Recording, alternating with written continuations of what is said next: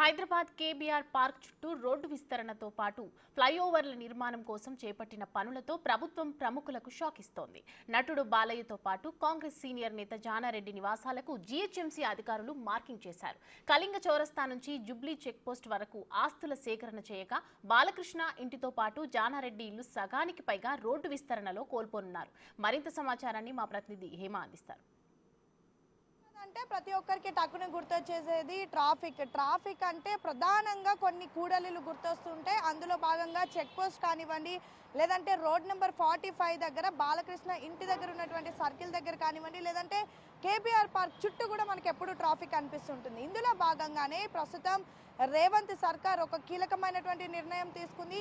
HCT project భాగంలో హైదరాబాద్లో ప్రధానంగా కేబీఆర్ పార్క్ చుట్టూ 7 అండర్ పాస్లు 7 బ్రిడ్జ్లను కూడా కట్టాలని నిర్ణయించింది. ఒక్కసారి ఇక్కడ మనం చూస్తే ఈ ప్రాంతం ఏదైతే ఉందో ఎప్పుడు ఇక్కడ వెహికల్స్ అనేవి రద్దీగా మనకి కనిపిస్తూ ఉంటాయి. ముఖ్యంగా కేబుల్ బ్రిడ్జ్కి వెళ్ళాలన్నా, రోడ్ నెంబర్ 45కి రావాలన్నా ప్రధానంగా ఇటువైపు నుంచే రావాల్సి ఉంటుంది. కాబట్టి మనకి ఇక్కడ ఎప్పుడు ట్రాఫిక్ కనిపిస్తూ ఉంటుంది. సో ఇప్పుడు ఈ కేబీఆర్ పార్క్ చుట్టూ ఏదైతే ఉందో ఈ పార్క్ చుట్టూ కూడా మొత్తం 7 అండర్ పాస్లు 7 ఫ్లైఓవర్లు కట్టాలని దాదాపు 800 కోట్లతో ఒక బడ్జెట్ని మొన్న హెచ్సిటీ ప్రాజెక్ట్లో భాగంగా ఇటు రేవంత్ రెడ్డి లాంచ్ చేయడం కూడా జరిగింది. అయితే ముందుగా ఇక్కడ కాంక్రీట్ బ్రిడ్జ్ కడితే మాత్రం ఖచ్చితంగా ఆ కాంక్రీట్ బ్రిడ్జ్ కట్టడానికి సమస్యలు ఏర్పడతాయి, చాలా లేట్ అవుతుంది అని చెప్పి భావించి స్టీల్ బ్రిడ్జ్ కట్టాలని భావించారు. సో మొత్తం 1000 కోట్ల బడ్జెట్తో మరికొద్ది రోజుల్లో స్టీల్ బ్రిడ్జ్ కూడా కట్టనున్నారు. అయితే గతంలో ఒకసారి ఇక్కడ మనం చూసుకుంటే ఈ ఎక్కడైనా సరే ఒక ఫ్లైఓవర్ కన్స్ట్రక్షన్ చేయాలన్నా, లేదంటే ఇంకేదైనా చేయాలన్నా ల్యాండ్ పుల్లింగ్ చేయాల్సి ఉంటుంది.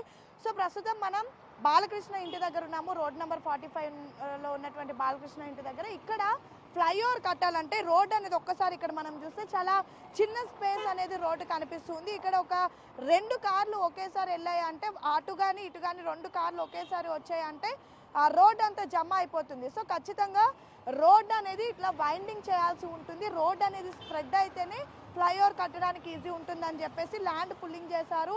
సో ఈ నేపథ్యంలోనే ఒక్కసారి మనం చూడొచ్చు బాలకృష్ణ ఇంటి దగ్గర ఉన్నటువంటి మొత్తం కూడా ఇక్కడ మార్కింగ్ చేసినటువంటి సిచ్యువేషన్ మనం చూడొచ్చు. మొత్తం కూడా లోపల ఏవైతే మనకి ఇక్కడ చెట్లు కనిపిస్తున్నాయో ఇదంతా కూడా బాలకృష్ణకి సంబంధించినటువంటి ఇంటి ముందు ఉండేటటువంటి ప్రాంగణం.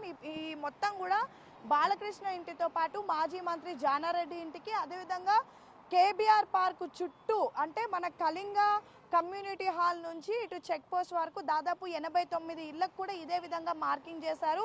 ఇక ఇందులో దాదాపు ఎంతోమంది ప్రముఖులు, రాజకీయ నేతలు, అదేవిధంగా సినీ సెలబ్రిటీలు ఉన్నట్టుగా కూడా తెలుస్తూ ఉంది. ఇందులో భాగంగా బాలకృష్ణ ఇంటికి ప్రస్తుతం మనం రోడ్ నెంబర్ 45లో ఉన్నటువంటి బాలకృష్ణ ఇంటికి, అదేవిధంగా జానారెడ్డి ఇంటికి కూడా మార్క్ చేశారు. జానారెడ్డి ఇంటి దగ్గర అయితే దాదాపు 8 ఫీట్లు లోపలికి వెళ్ళేటటువంటి ఛాన్సెస్ కూడా ఉన్నాయి. ఇక బాలకృష్ణ ఇంటి దగ్గర ఒక్కసారి మనం చూసి గోడ ఏదైతే ఉందో ఈ గోడ వరకు కూడా మొత్తం డెమాలిషేషన్ అంటే కూల్చివేయాల్సి వస్తుంది. ఇంటికి గోడకి చాలా దూరం ఉంది కాబట్టి ఇంటికి ఎటువంటి సంబంధం ఉండదు, కానీ గోడ మాత్రం ఖచ్చితంగా 6 అడుగుల గోడని కూడా కూల్చేటటువంటి అవకాశాలు అయితే కనిపిస్తున్నాయి. మొత్తానికైతే ఏదైతే తెలంగాణ సర్కార్ హెచ్సిటీ ప్రాజెక్ట్లో భాగంగా కేబీఆర్ పార్క్ చుట్టూ అండర్ పాస్లు 7 స్టీల్ బ్రిడ్జ్లను కూడా కట్టాలని నిర్ణయించింది. దాదాపు 1000 కోట్లతో ఈ ప్రాజెక్టులు నిర్వహించాలనుకుంటున్నారు. ఇందులో భాగంగానే ల్యాండ్ పుల్లింగ్ అనేది చేస్తున్నారు. మొత్తం కూడా కళింగ కమ్యూనిటీ హాల్ నుంచి చెక్ పోస్ట్ వరకు అన్ని ప్రాంతాల్లో కూడా మార్కింగ్ చేసుకుంటూ వచ్చారు. ఇప్పుడు మనం ఉన్నటువంటి ప్రాంతంలో ఈ మొత్తం 45 రోడ్లు అయితే దాదాపు 86 ఇళ్లకు మార్కింగ్ చేశారు. ఇందులో ఆల్రెడీ 30 మంది హైకోర్టుని కూడా ఆశ్రయించారు. కానీ కొంతమంది ఇప్పుడు బాలకృష్ణ కానివ్వండి, అటు టీడీపీ ఎమ్మెల్యే నందమూరి బాలకృష్ణ ఇంటికైతే 6 అడుగులు మార్కింగ్ చేశారు. ఇల్లు ఏదైతే ఇంటికి గోడకి మధ్యలో ఉన్నటువంటి 6 అడుగుల స్పేస్ అనేది డెమాలిష్ చేస్తారు. తర్వాత జానారెడ్డి మాజీ మంత్రి జానారెడ్డి ఇంటికి కూడా మార్కింగ్ చేశారు. సో ఇవన్నీ ఏంటంటే ప్రస్తుతం ఈ ల్యాండ్ అనేది డెమాలిష్ చేసి ఇప్పుడు ఈ రోడ్ ఏదైతే ఇక్కడ వరకు మనకి రోడ్డు కనిపిస్తుంది కదా, ఈ రోడ్ అనేది మొత్తం వైండింగ్ అయ్యి ఆ లోపటి వరకు వెళ్తుంది. ఇప్పుడు ఒక్కసారి ఇక్కడ మనం చూడొచ్చు. ఇప్పుడు కేవలం మనకి ఇక్కడ ఉన్నటువంటి రోడ్డు 2 కార్లకు మాత్రమే స్పేస్ ఉంది. కానీ ల్యాండ్ అనేది పుల్లింగ్ చేసి అంటే ల్యాండ్ ఏదైతే ఫ్లైఓవర్ కన్స్ట్రక్షన్ చేసిన తర్వాత రోడ్ని ఎక్స్టెండ్ చేసి వైండ్ చేస్తే ఇక్కడ ఇంకొక 2 కార్లు పట్టేటటువంటి స్పేస్ వస్తుంది. అప్పుడు రోడ్ అనేది పెద్దగా అవుతుంది. సో ఇదంతా ఆలోచించి అధికారులు జిహెచ్ఎంసీ అధికారులు అయితే మొత్తం కేబీఆర్ పార్క్ చుట్టూ కళింగ ఫంక్షన్ హాల్ నుంచి ఇటు చెక్ పోస్ట్ వరకు 86 ఇళ్లకైతే మార్కింగ్ చేశారు.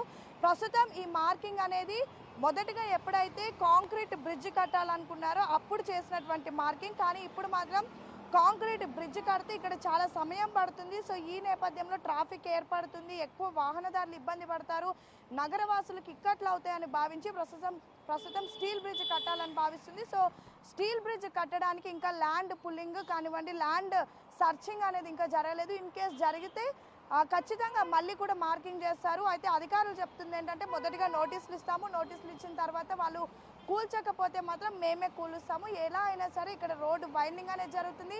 మొత్తం 7 స్టీల్ బ్రిడ్జ్లు వస్తాయి, 7 అండర్ పాస్లు వస్తాయి అని అయితే అధికారులు చెప్తున్నటువంటి పరిస్థితి. మొత్తానికైతే రేవంత్ సర్కార్ తీసుకున్నటువంటి నిర్ణయం కారణంగా మరికొద్ది రోజుల్లో జూబ్లీహిల్స్ వాసులకు ట్రాఫిక్ ఇక్కట్లు అనేవి అయితే తప్పబోతున్నాయి. వీడియో జర్నలిస్ట్ హరీష్తో Hema, Big TV, road number 45.